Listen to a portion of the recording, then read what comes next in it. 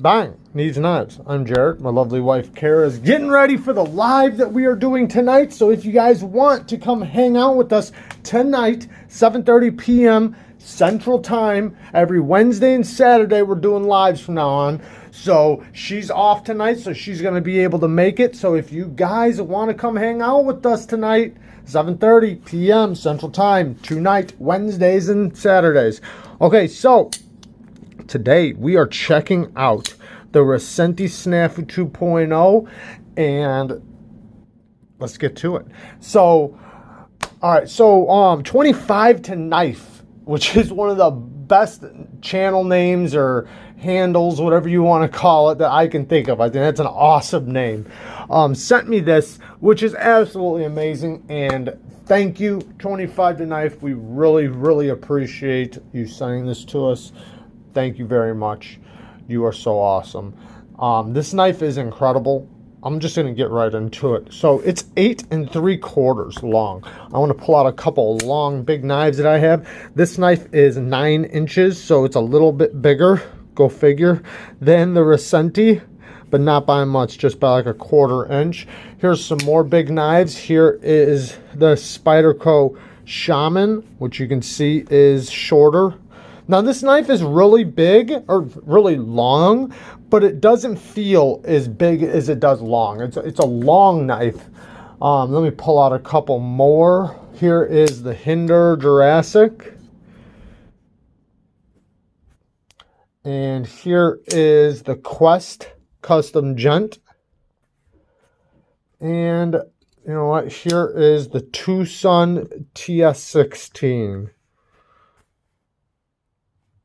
Which is also a long knife, which I want to say this knife has kind of a similar, I'm not going to say similar feeling, but if you know about the TS16, it has like a resemblance, and just on like a whole nother level. And all I mean is that it's a long knife, but yet it's thin through here and through here, kind of like this knife.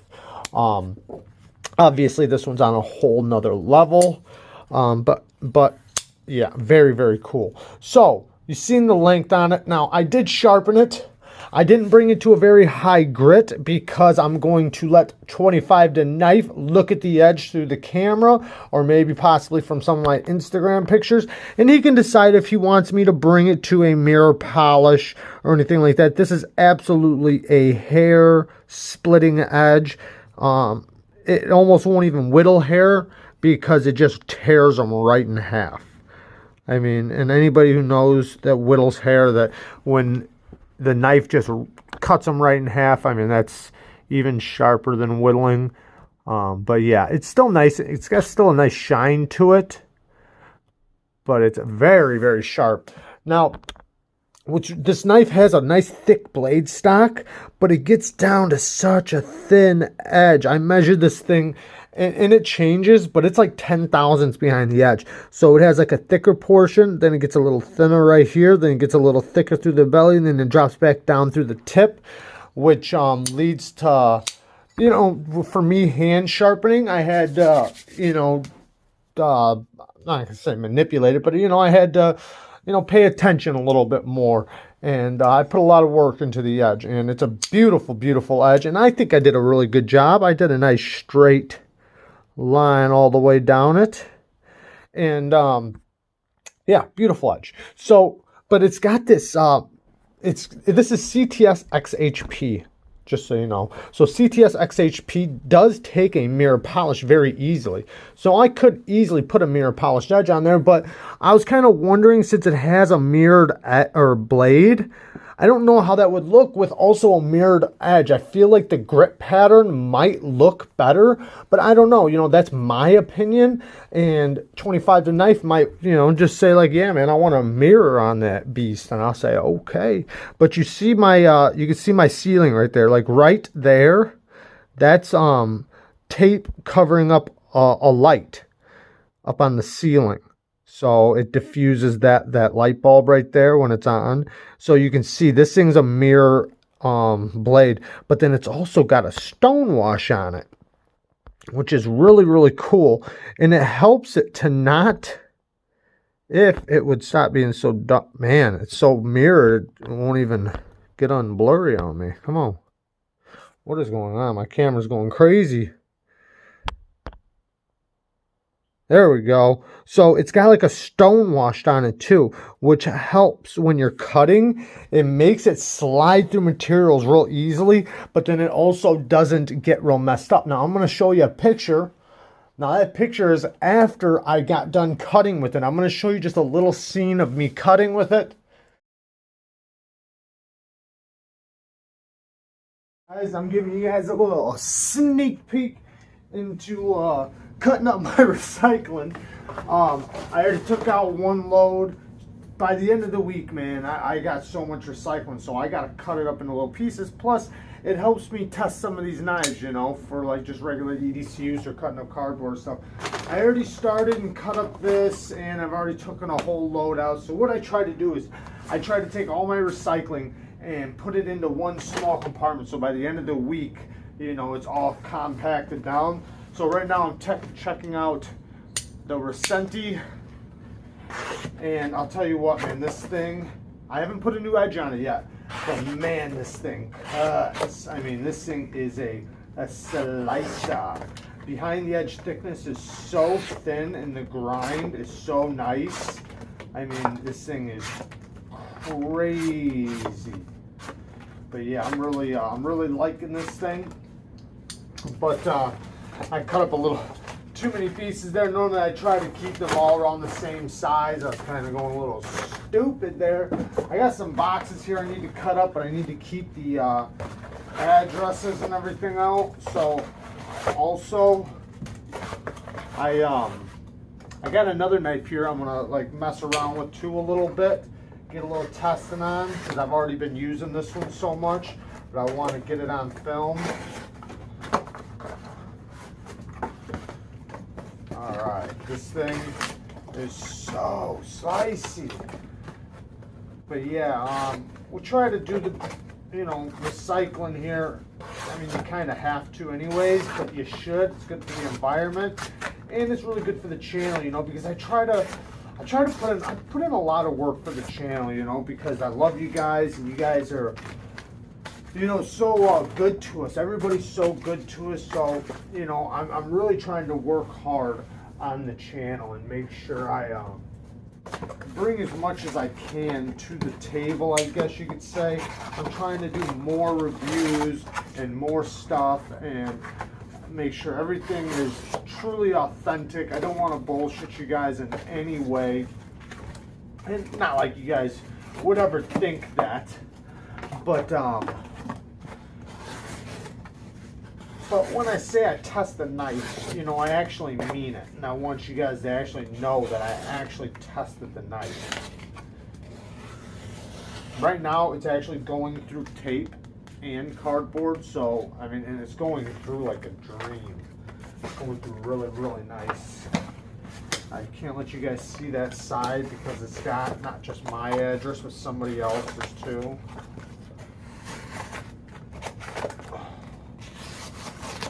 Lots of tape there, and man, it just blazes through it like it's nothing.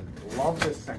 Let's check out this little Tucson 230 really quick, because this thing is, I'm liking this thing. I really am. I haven't put an edge on this one yet either. I want to make sure I get a nice fresh edge on it, and then I'll test it again. So a lot of times what I'll do is I'll test it, if I have the factory edge on it, I'll test it with the factory edge or whatever edge it comes with, you know, and then I'll put my own on it and do a little bit of light testing after that and see how much it improves. And then I also try to see, like, well, is the edge holding up, like the edge that I put on it, or maybe even the factory edge, like how much did it hold up? And, you know, I'll check the edge after this really close. Like, I'll get really fine to it. I'll take my little microscope and I'll look at it, see how much damage it's gotten. And then after I put a new edge, sometimes I'll strop it and see how good it strops back too. So, like, I'll do all this cutting and then I'll take a good close look at the edge and I'll try to strop it to see if it comes back. And then put a new fresh edge on there and see how it holds up with the fresh edge. But I usually, after putting the fresh edge, to be honest, I usually don't go crazy after the fresh edge because I want to send it back to the person who sent it to me with a nice edge.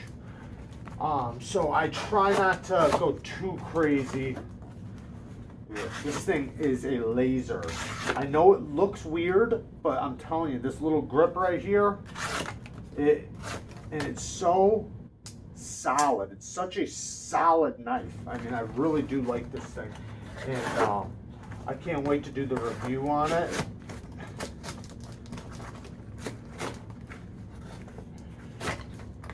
This stuff is thick and it's got tape on it. But man, it just still blazes right through. Very nice. All right, one more piece and then I guess I can keep talking to you guys. But yeah, I'm trying to do a lot with this channel. I really do love this channel, and this channel means more to me than you guys could ever know, and all you guys mean so much. And you know, speaking of that, you know, if you want to or if you don't mind, drop a like. If you're not subscribed, subscribe. But if you can't, or if you don't want me coming through your feed, then hey man, just stop by every once in a while and check out what we're doing or not. But yeah, we really do love this channel, and I'm trying to work hard for you guys.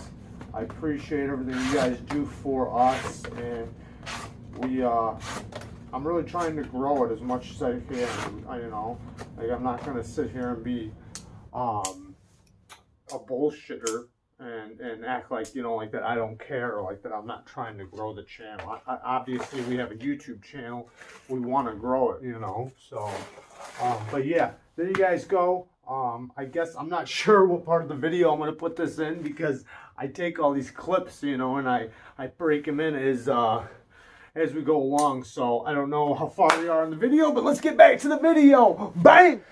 Now and during cutting, I mean, the blade just blazes through materials. Even though it has such a thick blade stock, it has such amazing blade geometry that it just cuts so good, because it has such a fast taper from here, from basically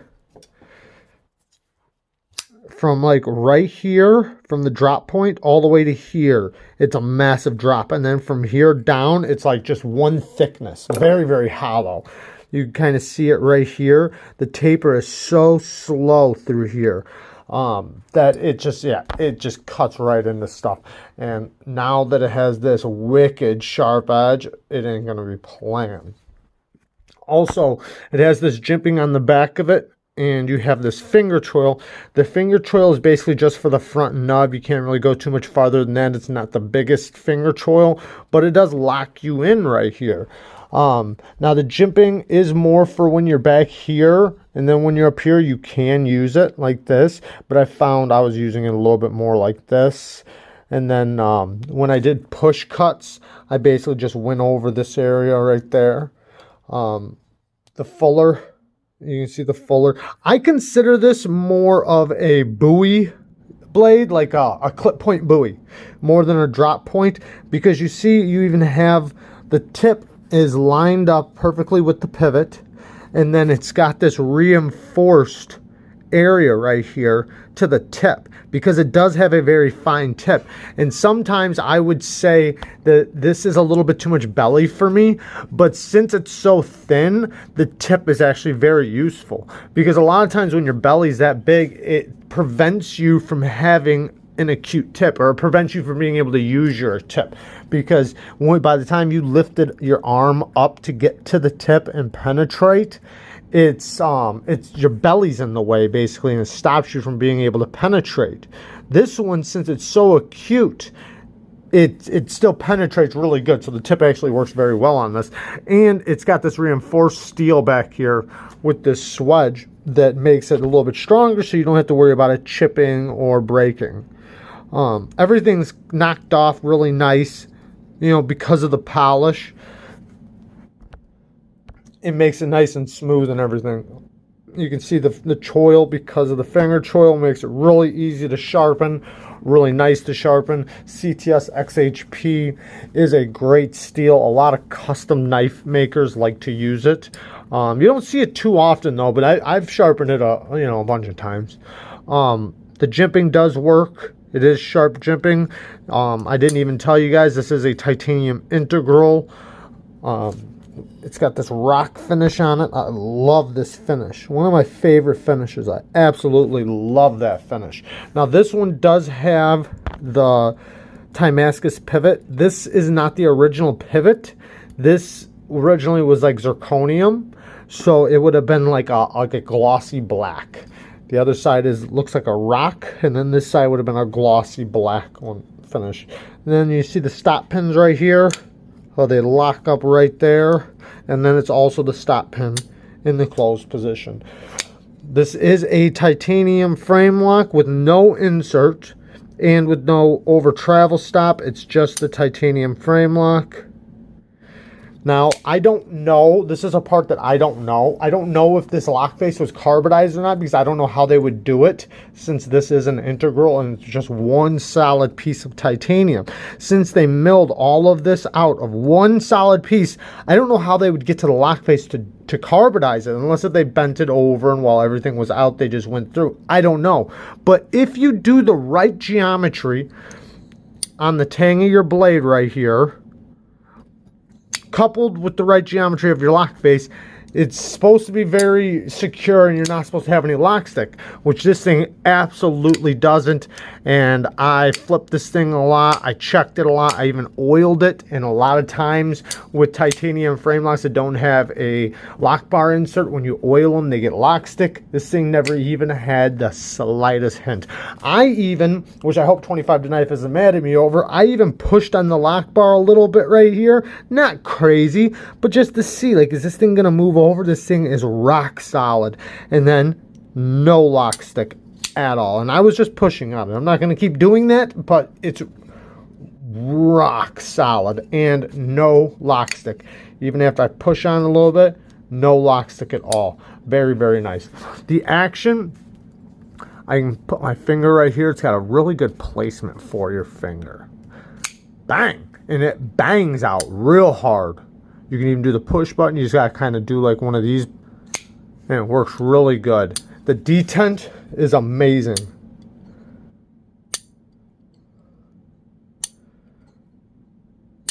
And you can see how good the centering is. Rock solid. And you can see the blade to handle ratio. But yeah, that detent is so snappy. Now these aren't thumb studs, but you can get by with using it. It's just they're not for that. They're too close since they are the stop pin in the closed position. You basically want to just use the fuller. And for the thumb action, if you're going to do it, you got to do it off of this. And you can do it. You just see me do it there. You just got to keep your finger off of the lock bar and go from underneath it. So instead of going from the side, you basically go from underneath and from the side, and then it kind of works. But the middle finger flick works awesome. I love the sound of the lockup. This thing is solid, boy. Love that sound. That's a very addicting sound. This thing is amazing. Now, even though it's so long, it carries really well. Because, I mean, in the hand, like, it carries really well. That's how I meant, was in the hand. Because it's not really thick and beastie. It's light for its size, and it's thin here and thin here. So it carries really, really nice and unique. And then since you have this finger choil right there, you can get up really close to stuff and you can actually use it. Yeah, you can't put your finger all the way up in there, but you could still use it. And then I was liking this grip. I was liking using all these grips. It's actually really comfortable. Even in the reverse grip, it works really well. Now, these are a little sharp for the reverse grip, but when you're actually cutting, all the pressure is being pushed that way. So it was nice, you know, doing a little reverse cuts. I only did a couple of them, but it worked. You can see this finish. This finish is very grippy, so you don't have to worry about losing anything. This is nice and sharp. Everything is nice and just, it's really nice. The clip, it does work, but we're going to get into the bad right now. So the first bad thing is this clip. I don't like the clip. The clip, it's off of the thing. And then this might be just me, but even though this has got some good weight to it just from the size alone, when it's in the pocket, you know, you don't really have to worry about bouncing out because it's got the weight. But basically when you take it out of your pocket, it's basically just the weight what's keeping it in your pocket because the clip isn't tight enough. Me personally, I would take the clip off and I would bend it a little bit just so it had tension, so that when I took it out of my pocket, this thing actually popped and it actually held this in my pocket. Now, some people like a light pocket to where it just slides in and out. There's no, you know, there's no tension from the clip, but I prefer tension. So the next thing, this little landing spot right here could be considered sharp to some people. It doesn't really bother me, but every time when I flip it, my finger stops right there. And you see how, you know, it's a sharp edge. So it would have been nice if they polished it or just rounded it out a little bit more. I mean, I mean, I could file my nail on it. I mean, it's pretty sharp, but it's not that big of a deal. Oh, I didn't talk about the detent when I close it. So the detent's right there.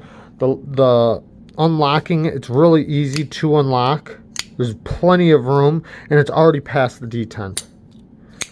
So the detent ball is nice and early. It doesn't have a detent track, but it's still easy to just push right past. You can even swing it past. So if it's like right there, bang, see that? And all I did was just use its own weight to just go right past it. But you don't have to do that if you just let it hit your thumb because it has the flipper tab right there. Bang. All right, so back to the bad stuff. So the next bad thing is this finger choil is a little small. They could have just brought it up to like right there, and then I'd have plenty of room. Because with a very sharp edge like this, you don't want to put your finger in there, especially in squeeze right here. So unless it's just that first nub, you don't want to put your whole finger is basically what I'm saying. And back here, you're too far back. Even though I did use it a lot from right here, so I'm not going to say this is bad or anything. But this finger choil is very nice to use. So I would prefer it to be just a little bit bigger. The next thing, this edge is a little thin. I mean, and sharp. So then I'm not talking about this part right here, I'm just talking about this part. And then the jimping right here is a little aggressive. I don't think anybody's walking around carrying these and using these with gloves, but if you had gloves on it wouldn't matter. But they're a little sharp. They're not bad. I actually prefer sharp jimping, but in a different way. I prefer them sharp and closer together. These are more sharp and spread apart, but it's not that big of a deal. You know, it's just basically if you're bearing down on it, it's not going to feel very good. If you're actually pushing onto these to get through something, then it's not going to feel very good. The next thing, this little area right here is sharp. So like when I was actually sharpening, I could feel this area right here. It was really starting to get to me after a while. And I just basically changed hand positions. So I'm not really talking about it too much, but it is a little bit sharp right here. I mean, you can see you see that? It's sharp right there. So other than that, the stop pin, it has a little bit of different texture, and I'm guessing they just polished it to get it through this hole, but then they left a little ring around the very edge that is a rock pattern, as you can see. But this side you can see the two different finishes on there, and I know that's just from squeezing it through there. I'm just nitpicking because it's such an expensive knife. In all reality, that's nothing. And basically that's it. I mean, this thing is an amazing knife. This is sharp right here, but you're never down there. So, unless if you're chopping with it, I guess. But all this is nice and rounded. It feels really good in the hand. It's nice and comfortable. It's easy to swing, easy to use, nice to cut with. And this thing is a cutting monster. So, very, very awesome knife. I absolutely love this thing. Peace.